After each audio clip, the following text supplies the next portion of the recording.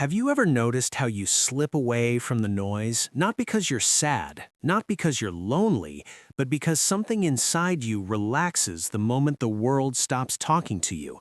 And for a second, you wonder if anyone else feels this too, or if it's just you choosing silence over chaos, choosing peace over people. And psychology says this preference isn't random.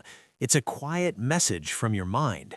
You hear because if you've ever questioned why a room full of people drains you faster than hours spent alone, you're about to understand yourself in a way you never have before.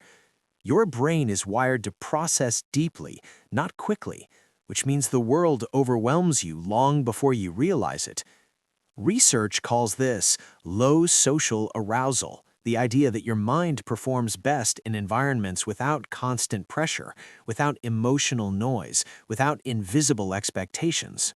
And maybe you've blamed yourself for being distant, but the truth is your nervous system simply feels safer in calm spaces than crowded ones.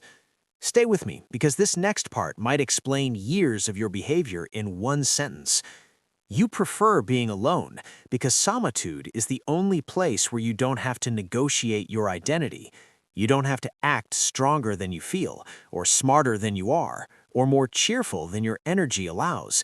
Psychology calls this authenticity protection, your instinct to stay in spaces where you don't have to perform even a little. And that doesn't mean you dislike people. It means you like being yourself more than being who people expect you to be. But there's something even deeper beneath that urge to disconnect, and this is where your brain gets interesting, so listen closely. When you're alone, your mind shifts into a state called cognitive resonance.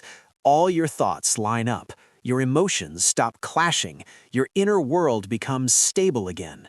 And that stability feels like relief, the kind you don't notice until someone interrupts it, and suddenly you feel that tension again, the tension you've spent years trying to understand. The part you didn't know you needed to hear. You're not avoiding the world, you're protecting the parts of yourself the world has never learned to hold gently. You're not lonely, you're selective. You're not isolated, you're intentional. And psychology says people who prefer solitude often have the richest inner lives, the sharpest intuition, and the deepest emotional capacity. So the next time someone asks why you like being alone, tell them this is where your mind breathes, this is where your heart resets, this is where you return to yourself before returning to the world.